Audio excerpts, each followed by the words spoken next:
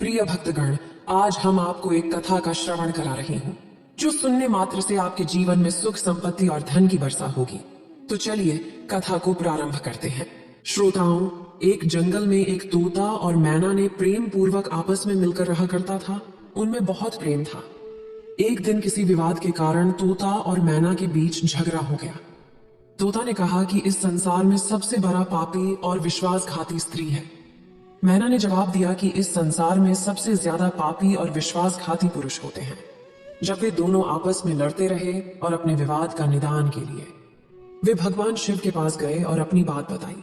शिव जी ने तोते से कहा, तुम कैसे कह सकते हो कि संसार में स्त्री पुरुषों की अपेक्षा ज्यादा पापी और विश्वासघाती है? अगर आप यह कहानी सुन रहे हैं तो पूरा सुनिए। इस कथा को आधा अधूरा छोड़कर जाने की गलती मत करिएगा, क्योंकि इस पवित्र कथा को पूरा सुनने से मन चाहा फल की प्राप्ति होगी। इसलिए इस कथा को पूरा सुने। आप शिव भक्त हैं तो भोलेनाथ का अनादर ना करें। तोता बोला, प्रभु, मैं आपको एक कहानी को सुनाना चाहता हूँ जिससे हम सबको यह साबित होगा कि स्त्री पुरुषों की अपेक्षा ज्यादा पापी और विश्वासघाती होती है। फिर भगवान शिव बोले, ठीक है, तुम कहानी सुनाओ। श्रोताओं, तब तक माता पार्वती आ जाती है और कहती है, मुझे भी यह कहानी सुननी है, मैं भी सुनना चाहती हूँ। तब भगवान शिव कहते हैं, ठीक है, बैठो। फिर तोता भगवान शिव और माता पार्वती के सामने कहानी सुनाने लगता है। एक राज्य में अग्रसेन नाम का राजा राज्य करता था। उसके पास 4 बेटे थे जो सभी बहुत ही बहादुर और प्रतापी थे। लेकिन सबसे बड़ा बेटा, जिसका नाम चंद्रसेन था, वो न केवल प्रतापी बल्कि बहुत ही सुंदर भी था। उसकी पत्नी चंद्रप्रभा भी बहुत ही सुंदर और रूपवान थी।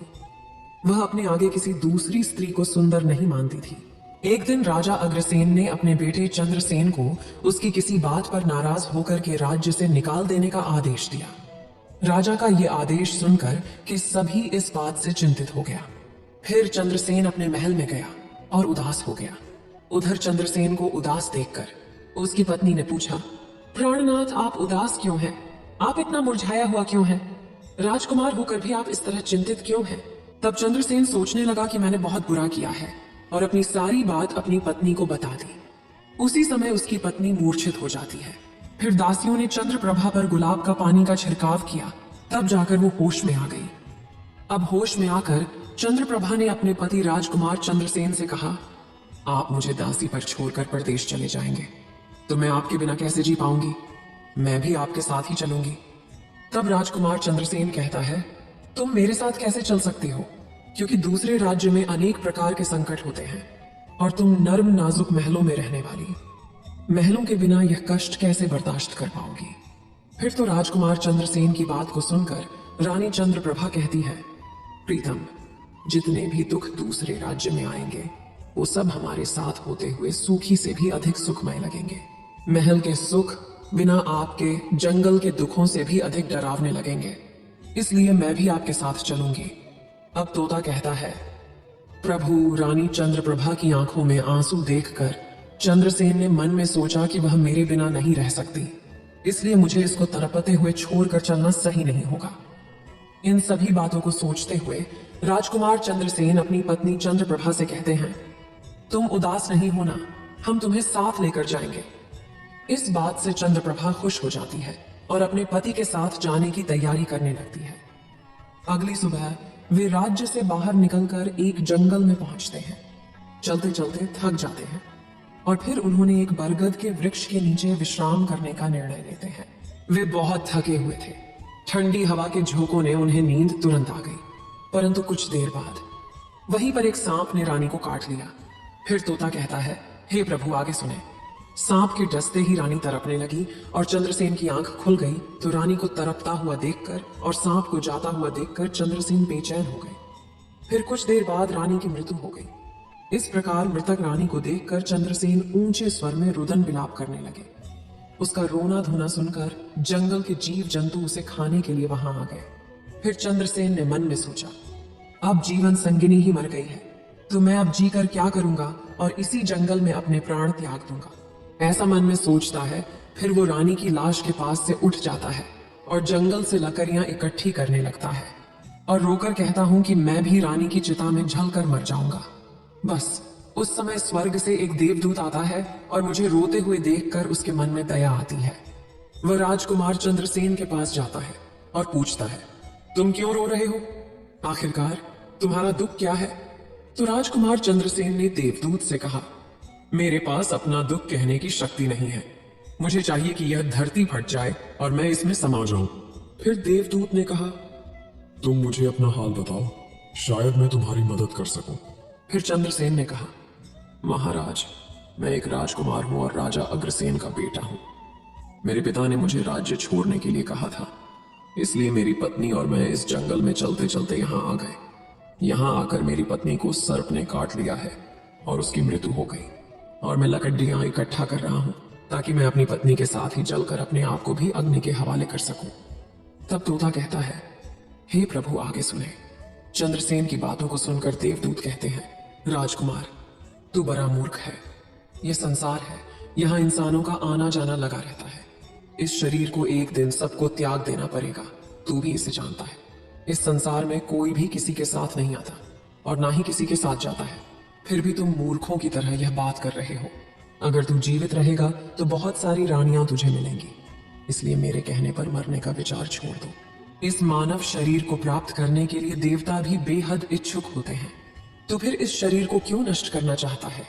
इस प्रकार देवदूत के शब्दों को सुनकर चंद्रसेन कहता है, महाराज, आपने जो कुछ कहा है वह सत्य है, किंतु ऐसी पतिव्रता पत्नी मुझे किसी जन्म में भी नहीं मिलेगी, इसलिए मैं इसके साथ ही मरूंगा। फिर देवदूत चंद्रसेन के विचार सुनकर देवदूत ने जान लिया कि ये अपनी पत्नी के बिना नहीं रह सकता है। तब देवदूत ने चंद्रसेन से कहा, राजकुमार, तेरी पत्नी के जीवित करने के लिए केवल एक ही उपाय है। अब तू मेरी बात को ध्यान से सुनो। यदि तू इस उपाय को कर सकता है तो तेरी रानी जीवित हो सकती है। फिर चंद्रसेन ने कहा, महाराज, आप जो कुछ भी कहेंगे वह सब करने के लिए तैयार हूं, केवल मेरी पत्नी को जीवित कर देना। तब देवदूत ने कहा, तुम्हारी रानी की आयु केवल 20 वर्ष थी, जिसने इसे बिता दिया। इसके बदले तेरी उम्र 70 वर्ष की है, जिसमें से 30 वर्ष बीत चुके हैं। तेरी जीवन काल में 40 वर्ष अब भी बाकी हैं, यानी तुझे 40 साल और जीने का अवसर है। यदि तू अपनी पत्नी को आधा अपने जीवन का समर्पण कर देता है तो तुम दोनों की आयु समान हो जाएगी। अगर तुम यह मान लो तो रानी जल्द ही ठीक हो जाएगी। इस तरह देवदूत की बात सुनकर राजकुमार चंद्रसेन ने कहा, मुझे मान्य है। फिर देवदूत ने चंद्रसेन के हाथ में पानी दिया और 20 वर्षों तक रानी के पैरों पर पानी डालने का संकल्प लिया। अब जैसे ही चंद्रसेन ने संकल्प किया कि वह जल को रानी के पैरों पर डालेगा, देवदूत ने कह दिया, पानी को पैरों पर डालने से पहले मेरे एक बात को ध्यान से समझ लो। इसमें एक गुप्त रहस्य भी है। अभी तो तुझे रानी की आवश्यकता है, तुम पानी डालकर उसको बचा सकते हो, लेकिन भविष्य में अगर रानी की आवश्यकता नहीं पड़ती है तो तुम अपने संकल्प को वापस ले सकते हो, और जब तुम वह संकल्प वापस लेते हो तो तुम्हारी रानी को तुरंत ही मौत हो जाएगी। परंतु एक बात हमेशा याद रखना, इस संकल्प को कभी वापस न लेने की बात रानी से कहना मत, वरना तुम अपने संकल्प को वापस नहीं ला सकोगे। हमेशा याद रखना, जीवन में कुछ बातें हमेशा छिपा कर रखनी चाहिए, क्योंकि कभी कभी ये बातें काम आ सकती हैं। फिर तो ऐसा कहकर और उस रानी के सामने आकर वो देवदूत जो थे अंतर्ध्यान में चले गए। तब चंद्रसेन रानी से कहता है, आप सो गई थी, मैंने आपको नहीं जगाया। फिर चंद्रसेन कहने लगा, तुम बहुत थकी हुई थी, इसलिए मैंने तुम्हें नहीं जगाया। इस प्रकार राजकुमार चंद्रसेन ने अपनी रानी से सारी बातें छिपा दी कि सर्प ने तुम्हें काट लिया था और तुम मर गई थी। मैंने तुम्हें फिर जीवित कैसे किया है, ये सब राजकुमार ने अपनी पत्नी से छिपा लिया। फिर तोता बोला, प्रभु। फिर वो दोनों आगे बढ़ गए। कई दिनों बाद उन्होंने एक बहुत ही सुंदर स्थान देखा। वहां पर एक फकीर की कुटिया थी। जब वे वहां पहुंचे तो उन्होंने देखा कि एक सुंदर युवक फकीर हुक्का पी रहा था। वे दोनों बहुत ही थके हुए थे, इसलिए वे फकीर के पास बैठ गए। उस समय राजकुमार ने रानी से कहा, रानी, हमें प्यास लगी है, हम कुएं पर जाकर पानी पी आते हैं। अगर तुम भी प्यासी हो तो तुम्हारे लिए भी पानी ले आते हैं। तब राजकुमार की बात को सुनकर रानी ने कहा, मुझे तो प्यास नहीं लगी है, आप जाइए, पानी पिए, फिर वापस आइए। इसके बाद रानी की जवाब सुनकर राजकुमार चंद्रसेन एक लंबी रस्सी लेकर कुएं की ओर जा रहे हैं। चंद्रसेन पानी पीने पहुंचे तो राजकुमारी चंद्रप्रभा उस फकीर की ओर देख रही हैं। चंद्रप्रभा फकीर की सुंदरता को देखकर उस पर मोहित हो गई, अर्थात वह उसको दिल दे बैठी थी। अब वह फकीर से कह रही हैं, फकीर साहब, आप यहाँ बहुत खुशी से रहते हैं। फकीर ने कहा, तुम भी मेरे साथ रह सकती हो, लेकिन तुम्हारे पति भी साथ में हैं, तो कैसे तुमको रख सकते हैं? इसके बाद राजकुमारी चंद्रप्रभा ने फकीर के सामने अपनी प्रेम लीला प्रकट की तो फकीर ने कहा, मैं एक उपाय बताता हूं। तुम अपने पति को जिस कुएं में पानी पीने गया है, तुम उसी कुएं में धकेल देना, फिर जो होगा हम देख लेंगे। फिर तो फकीर की बात सुन करके चंद्रप्रभा ने कहा, ठीक है, मैं ऐसा ही करूंगी। अब इतनी ही देर में राजकुमार चंद्रसेन पानी पीकर रानी के पास आया तो रानी कहने लगी, मुझे भी अब प्यास लग रही है, कुएं पर वापस चल करके मुझे भी पानी पिलाओ। तो राजकुमार चंद्रसेन बोला, मैंने तुमसे पहले ही पूछा था और तुमने मना कर दिया था। खैर, अगर तुमको प्यास लगी है तो मैं अभी पानी लेकर आता हूं। तब चंद्रसेन पानी लेने चला तो रानी भी उसके साथ चल दी और कहने लगी, मैं भी तुम्हारे साथ चलती हूँ। बेचारा चंद्रसेन तो उसके प्रेम में पागल था। उसको क्या मालूम था कि ये मेरे प्राण लेने के लिए मेरे साथ आ रही है। श्रोताओं, वास्तव में विद्वान सच कहते हैं कि स्त्रियों के चरित्र को देवता भी नहीं जान सकते। मानव क्या चीज होता है, उनके जाल में अच्छे बुद्धिमान भी फंस जाते हैं। जब राजकुमार चंद्रसेन कुएं पर जाकर पानी भरने के लिए डोल भरता है तो रानी ने अपने पति यानी राजकुमार चंद्रसेन को धक्का देकर कुएं में गिरा देती है और खुद फकीर के पास चली जाती है। वह फकीर रानी को अपने साथ ले जाकर एक राज्य में बस जाता है। वहां दोनों खुशी से रहने लगते हैं। फकीर ने फिर रानी को ऐसा नाचना और गाना सिखाया कि वह नृत्यांगना के रूप में मशहूर हो गई। धीरे धीरे वह राजकुमारी पूरे नगर में प्रसिद्ध हो गई। इस तरह रानी के नृत्य और गीत के कारण वह फकीर के पास लाखों रुपए बन गए। रानी भी उस फकीर के साथ मस्ती में रहने लगी थी। जिस समय रानी ने अपने पति चंद्रसेन को कुएं में धकेल दिया था, तब संयोग से एक जंजीर जो कुएं में लटकी थी उसे पकड़ लिया था। चंद्रसेन ने उसको पकड़ा और कुएं में लटकता रहा। ईश्वर को याद करते हुए वो सोचने लगा, क्या यही मेरे प्यार की सजा है? और कुछ समय बाद बंजारों का एक काफिला वहां आया।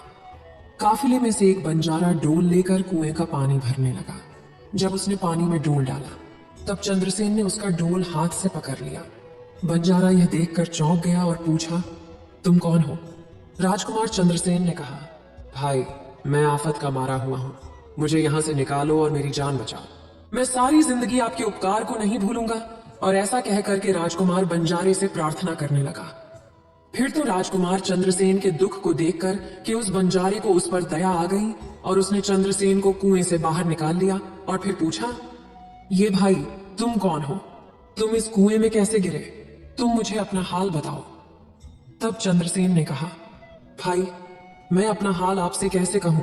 जो मुश्किलें मेरे साथ हुई हैं, भगवान ना करे किसी के साथ ऐसा हो। फिर चंद्रसेन ने कहा, यदि तुम मुझसे जानना ही चाहते हो तो मैं आपको अपनी कहानी सुनाता हूं।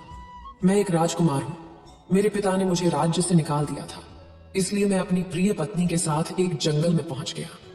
मेरी पत्नी और मैं एक दूसरे से बहुत प्यार करते थे। जंगल में एक सांप ने मेरी पत्नी को काट लिया, जिससे उसकी मृत्यु हो गई। मैं जब अपनी पत्नी के साथ मरने जा रहा था, तब एक देवदूत ने मुझ पर दया की और मेरी आयु के 20 वर्ष में मेरी पत्नी को देने के बाद उसे पुनः जीवित कर दिया। फिर हम उस जंगल से आगे बढ़े। कुछ दिनों बाद हम एक स्थान पर पहुंचे जहां एक फकीर का डेरा था। मुझे प्यास लगी, मैं पानी पीने गया। जब मैं वापस आया तो मेरी पत्नी ने मुझसे कहा कि उसको भी प्यास लगी है, मुझे भी पानी पिलाओ। और इसी तरह कहकर मेरी पत्नी मेरे साथ उस कुएं पर आ गई। मैं कुएं से पानी निकाल रहा था तो उसने मुझे पीछे से धक्का दिया। कुएं में लटकी हुई एक जंजीर मेरे हाथ में आ गई, जिससे मैं कुएं में गिरने से बच गया। और फिर जब आप आए तो मैंने आपको आवाज दी, जिसके बाद आपने मुझे कुएं से बाहर निकाला। अब तोता बोला, प्रभु, इस प्रकार राजकुमार चंद्रसेन ने दुखी मन से सारा हाल उस बंजारे से कह दिया और फिर अपनी व्यथा सुनाकर चंद्रसेन चुप हो गए। उधर बंजारा ने उसकी बात को सुना और रानी की करतूत सुनकर दुखी होकर कहा कि स्त्रियां का चरित्र भगवान भी नहीं समझ सकते, तो मनुष्य कैसे समझ सकता है? बोलकर ऐसे कहकर बंजारा ने चंद्रसेन को सिर पर हाथ फेरा और कहा, तुम चिंता मत करो, भगवान बड़े दयालु हैं, वह तुम्हारी सहायता करेंगे। फिर उसने और कहा, तुम चाहो तो हमारे साथ कुछ दिन रुक सकते हो। राजकुमार चंद्रसेन ने उन बंजारों के साथ रहने को सहमत हो गया। फिर उनकी सहायता से वह कुछ दिनों बाद उसी राज्य में पहुंचा जहां उसकी पत्नी चंद्रप्रभा और वह फकीर रह रहे थे। उस राज्य को देखकर वह बंजारे से कहा, भाई, मेरी इच्छा है कि तुम कुछ दिन इस राज्य में रहते हैं। तब बंजारे ने कहा, आप जैसे चाहें, मुझे कोई आपत्ति नहीं है। फिर राजकुमार चंद्रसेन, जो बंजारे से विदा होकर राज्य में आया, काम की तलाश में घूमने लगे। कुछ दिनों बाद राजकुमार की मेहनत परिश्रम देखकर उसे एक बड़े व्यापारी ने अपने पास नौकरी पर रख लिया। इस तरह राजकुमार चंद्रसेन ने उस व्यापारी के पास रहना शुरू किया और बड़ी मेहनत और प्यार से अपने कर्तव्यों का निर्वाह करना शुरू किया। यह देखकर उस व्यापारी ने चंद्रसेन को बड़ा सम्मान दिया और उसे अपने यहाँ का मुनीब बना लिया। और इस तरीके से राजकुमार चंद्रसेन के दिन बड़ी खुशी खुशी गुजरने लगे। अब एक दिन नगर के राजा के यहाँ चंद्रप्रभा के नृत्य का आयोजन हुआ।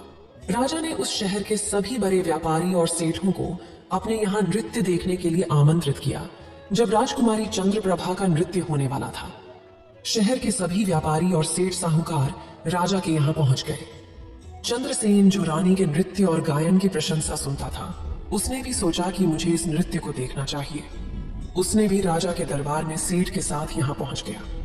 रानी ने अप्सरा के समान नृत्य किया और उनकी सुरीली आवाज में कई सुंदर रागों को प्रस्तुत किया।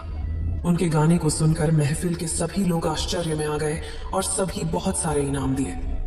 इसके साथ ही राजा से लेकर प्रजा तक सभी ने उन्हें प्रशंसा की। राजकुमार चंद्रसेन ने अपने हाथ की अंगूठी उठाई जिसमें हीरा जरा हुआ था और फिर वह उसे उतारकर रानी चंद्रप्रभा को भेंट कर दी। इसके बाद रानी चंद्रप्रभा ने अंगूठी को पहचान लिया और मन ही मन में कहने लगी, यह तो बहुत बड़ा आश्चर्य हो गया। मेरा पति जिंदा है और यहाँ पहुंच गए हैं। अब वह मुझे छोड़ेगा नहीं, इसलिए मुझे कुछ ऐसा करना चाहिए जिससे वह मारा जा सके। उसने मन में सोचा, अब मैं यहाँ के राजा को एक सुरीली गाना और नृत्य सुनाऊंगी जिससे वह खुश होकर मुझे कुछ मांगने के लिए बोलेंगे। तब मैं राजा के आदेश से उन्हें मारवा दूंगी। इसके बाद राजकुमारी चंद्रप्रभा ने एक सुरीली गाना और नृत्य को सुनाई। रानी की इस बसंत की बहार को सुनकर राजा खुश हुआ। वह चंद्रप्रभा को वो बोले, मैं तुम पर बहुत खुश हूँ, तुम मुझसे क्या मांगती हो? तब राजकुमारी ने कहा, अगर आप मुझसे प्रसन्न हैं तो सबसे पहले मुझे वचन दीजिए और फिर जो कुछ मैं मांगूंगी वह आप मुझे वही देंगे। फिर चंद्रप्रभा ने कहा, इस सभा में मेरे एक चोर है, कृपया उसे फांसी की सजा दें। राजा ने कहा, तुम उस चोर को मेरे सामने लाओ। रानी ने उसका हाथ पकड़ा और उसे राजा के सामने ले गई। राजा ने अपने सैनिकों को आदेश दिया कि उस चोर को जल्लादों के पास ले जाओ और उसे चोर को फांसी पर चढ़ा दो। इसी बीच चंद्रसेन का सेठ भी वहां पहुंचा। वो डरकर चंद्रसेन के पास गया और पूछा, तुमने क्या चुराया इस नर्तकी का जिसके कारण वह तुझे मारना चाहती है? चंद्रसेन ने अपने मालिक से कहा, मालिक, मैंने कुछ नहीं चुराया है, बस आप इस राजा को केवल यह बता दो कि वह मेरी दो बातें सुन ले, इससे मेरी जान बच सकेगी। अब चंद्रसेन का मालिक इसे सुनकर अपने साथी व्यापारियों और साहूकारों के पास गया और सभी ने मिलकर मशवरा किया। उन्होंने कहा, मित्रों, या तो राजा न्याय करें या हम सभी इस शहर को छोड़कर कहीं और चले जाएंगे। और इस प्रकार सभी व्यापारी राजा के पास गए और कहने लगे, राजा साहब, हमारा मुनीब निर्दोषी है, उसे मार देने की आपका आदेश है। वह कह रहा है कि वह अपनी दो बातें आपको कहना चाहता है। फिर भी आपको लगे कि उसने अपराध किया है तो उसे फांसी दे देंगे, लेकिन मेरे मरने से पहले राजा केवल मेरी दो बातों को जरूर सुने। फिर राजा ने व्यापारियों की बात सुनकर कहा, ठीक है, मुनीब को बुलाओ। चंद्रसेन को लेकर राजा के सामने लाया गया और राजा ने कहा, तुम जो कुछ कहना चाहते हो वो मेरे सामने कहो। तब राजकुमार चंद्रसेन ने कहा, महाराज, मैंने क्या दोष किया है जिसके कारण आपने मेरी हत्या का आदेश दे दिया है? फिर उसकी बात को सुनकर राजा ने कहा, तू इस नर्तकी का चोर है। तो चंद्रसेन ने कहा, नहीं महाराज, मैं इस उल्टा स्त्री का पति हूँ जिसने कुएं में धकेल कर एक फकीर के साथ चली आई है। राजकुमारी चंद्रप्रभा ने समझ लिया कि बात बिगड़ रही है। तब राजा से कहती है, महाराज, मैं कुलटा हूं, यह झूठ बोल रहा है। ये कौन है? मैं इसे जानता तक नहीं। ये तो मेरा चोर है, मैं सिर्फ इतना ही जानती हूँ। फिर राजकुमार चंद्रसेन ने कहा, महाराज, ठीक है, अगर यह मेरी पत्नी नहीं है तो वो सब कुछ जो मैंने रास्ते में छोड़ा था वह मेरी अमानत के रूप में वापस कर दे। फिर चंद्रसेन रानी की ओर देखे राजकुमार ने अपनी अमानत को लौटाने की बात की तो राजकुमारी चंद्रप्रभा ने इसे स्वीकार कर लिया। तब चंद्रसेन ने कहा, अच्छा, अब तुम अपने हाथों में पानी लो, हमारा न्याय इसी सभा में होगा। पानी लेकर वह जमीन पर रखा और कहा, वह वस्तु जो मेरे पास रास्ते में दी गई थी मैं अब वापस कर रहा हूं। रानी ने भी पानी लिया और कहा, जो वस्तु इसने मुझे रास्ते में दी थी मैं अब वापस कर रही हूं। जैसे ही वह अपने हाथों का पानी छोड़ा, रानी के प्राण छूट गए। यह दृश्य देखकर वहां के लोग हैरान रह गए। तो राजा ने यह देख चिंतित होकर चंद्रसेन से कहा, यह क्या हो गया, बताओ मुझे सच्चाई। तब राजकुमार चंद्रसेन ने अपनी कहानी शुरू की, अपने जीवन की सब घटनाओं को खुलकर बताते हुए उसके देश निकाले जाने से लेकर अब तक के सभी घटनाओं को सुनाया। राजा ने सब कुछ सुनकर चंद्रसेन को अपने गले लगा लिया और अपनी बेटी की शादी चंद्रसेन के साथ कर दी। तोता ने कहा, प्रभु, मैंने इस कहानी को सुना है। मैं भी स्त्रियों से घृणा करता हूँ और मैं यह कह सकता हूँ कि इस संसार में स्त्रियां पुरुषों से अधिक पापी और विश्वासघाती होती हैं। अब श्रोताओं, एक बार तोते ने भगवान शिव और पार्वती को एक कहानी से यह बताया कि स्त्री पुरुषों की तुलना में अधिक पापी और विश्वासघाती होती है। तो सभी ने इसे सुनकर हैरानी में डाल दिया। पार्वती ने कहा, प्रभु, मुझे लगता है कि तोते सच कह रहा है। स्त्री तो सभी में से केवल एक दो ही बिना नैतिक मूल्यों और ईमानदारी के हो सकती है, परंतु पुरुषों में भी ऐसे कुछ हैं जो पापी और विश्वासघाती हो सकते हैं। फिर भगवान शिव ने पूछा, ठीक है, तो मैना तुम कैसे सिद्ध करोगी यह बात? मैं भी एक कहानी सुनाती हूँ जिससे स्पष्ट होगा कि स्त्री की तुलना में पुरुष अधिक पापी और विश्वासघाती होते हैं। फिर माता पार्वती कहना शुरू किया, प्रभु, एक गांव में एक परिवार रहता था जो बहुत ही धनवान था और उस धनवान यानी सेठ का बेटा एक अद्भुत प्रकार का व्यक्ति था। सेठ का बेटा इतना जुआरी था कि सेठ उसके बारे में सोचते सोचते परेशान रहता था। एक दिन उनका बेटा जुआ खेल रहा था। उसी दिन उसके पिता का निधन हो गया। फिर भी वह जुआ खेलना बंद नहीं किया, लेकिन पिता की मृत्यु के बाद वह खुल के जुआ खेलने लगा और सब कुछ हार गया। फिर वह अपने गांव से दूर चला गया और एक सेठ के घर पहुंचा और सेठ से बोला, मुझे बहुत तेज प्यास लगी है, मुझे एक गिलास पानी मिलेगा? तो सेठ ने उस युवा से पूछा कि तुम कौन हो, क्या करते हो और कहां से आए हो? जिसके उत्तर में उस युवा ने कहा, मैं एक व्यापारी हूं और यहां से जा रहा था, तो सोचा कि पानी पीकर चला जाऊं। तब सेठ ने पूछा कि तुम कौन व्यापार करते हो? तब युवा कहता है, व्यापार करते समय मेरे सामान समुद्र में गिर गया, इसलिए यदि आप मेरी कुछ मदद कर दें तो अच्छा होगा। फिर सेठ ने लड़के की बात सुनी और फिर उसकी बातों के जाल में फंस गया और कहने लगे कि बेटा, तुम तो ठीक हो और कुछ कमा भी लेते हो, तो क्या मेरी बेटी से शादी करोगे? अब तो ये बात सुनकर युवा खुश हो जाता है और शादी के लिए हाँ कह देता है, जिसके बाद दोनों का विवाह हो जाता है। प्रभु, इस प्रकार सेठ अपनी बेटी को धन के साथ विदा कर देते हैं। उधर युवा लड़का को तो बस केवल धन के लिए विवाह करना था, तो उसने वो भी कर लिया। अब विवाह के बाद जब युवा सेठ की लड़की को साथ लेकर जा रहे थे तो एक जंगल आ गया। वहां पर युवा लड़का अपनी पत्नी से बोला, देखो, हम अभी जंगल में हैं, यहाँ कोई चोर हमारे गहनों को चुरा सकता है, इसलिए आप अपने सभी गहनों को मुझे दे दें ताकि हम सुरक्षित रह सकें। युवा की पत्नी ने अपने पति पर भरोसा किया और अपने सभी गहनों को उन्हें सौंप दिया। और क्यों ना करें, क्योंकि वह उनके पति थे। उसके बाद युवा ने अपनी पत्नी के गहनों को एक पारदर्शी बंधने में बांध लिया और फिर वे जंगल में आराम से ठहरे। इस दौरान युवा के मन में लालच उत्पन्न हुआ और उनकी पत्नी के साथ जाने वाली एक दासी थी जिसे सेठ ने अपनी लड़की के साथ भेजा था। युवा ने फिर उस दासी को मार डाला। फिर उसने अपनी पत्नी को एक कुएं में गिरा दिया और मन में यह विचार किया कि मैं इसके साथ में सिर्फ पैसों के लिए शादी की थी, मेरे पास पैसे मिल गए, और उसने सोचा कि वह पानी में डूबकर मर जाएगी। इस तरह सोचकर वह युवा वहां से चला गया, लेकिन उसकी पत्नी नहीं मरी और वह कुएं से बाहर निकलने के लिए आवाज देती रही। कुएं के पास से एक आदमी गुजर रहा था और जब उसने किसी महिला की आवाज सुनी तो वह उस महिला को कुएं से बाहर निकाल लिया। फिर कुएं से बाहर निकलने के बाद महिला ने अपनी सारी जानकारी उस व्यक्ति को दी और उस व्यक्ति ने महिला को उसके पिता के घर पहुंचा दिया। अब जब महिला पिता के घर पहुंची तो उसके पिता ने पूछा, तुम्हारे साथ क्या हुआ? महिला ने कहा, पिताजी, जंगल में कुछ चोरों ने हम पर हमला किया था और दासी को मार दिया, मुझे कुएं में धकेल दिया और पति के बारे में कुछ पता नहीं है। बेटी की बातें सुनकर सेठ जी ने कहा, कोई बात नहीं, भगवान सब ठीक करेंगे। अब मैं यह कहती हूँ कि प्रभु इस दुनिया में स्त्री और पुरुष दोनों ही विश्वासघाती और पापी हो सकते हैं। अब आपके हाथ में न्याय का फैसला है। मैंने भी आपको एक कहानी सुनाई है और तोते ने भी एक कहानी सुनाई है। अब आप ही न्याय करें। उसने अपनी पत्नी को मारा और सारा सामान लेकर के चला गया। अब तोता और मैना की कहानी सुनकर भगवान शिव बोले, ठीक है तोता और मैना, मैंने तुम्हारी कहानी को ध्यान से सुना है। अब मैं तुम्हारा न्याय करता हूँ। सच में इस संसार में स्त्री और पुरुष के बीच ज्यादा पापी या विश्वासघाती कौन होता है, ये मेरे लिए स्पष्ट है। शिव जवाब देते हैं, बिना किसी शंका के यह सत्य है कि इंसान की सोच उसके इस स्तर से नीचे जा सकती है और वहीं पापी और विश्वासघाती होता है। चाहे वह स्त्री हो या पुरुष, इंसान को किसी भी प्रकार के पाप करने से पहले यह सोचना चाहिए कि क्या वह सही है या नहीं।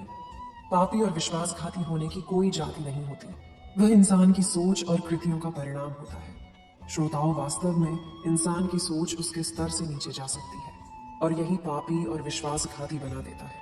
इस वीडियो को बोलते समय कोई त्रुटि हो तो मैं क्षमा चाहती हूँ। उम्मीद है आप सभी को यह वीडियो अच्छी लगी होगी।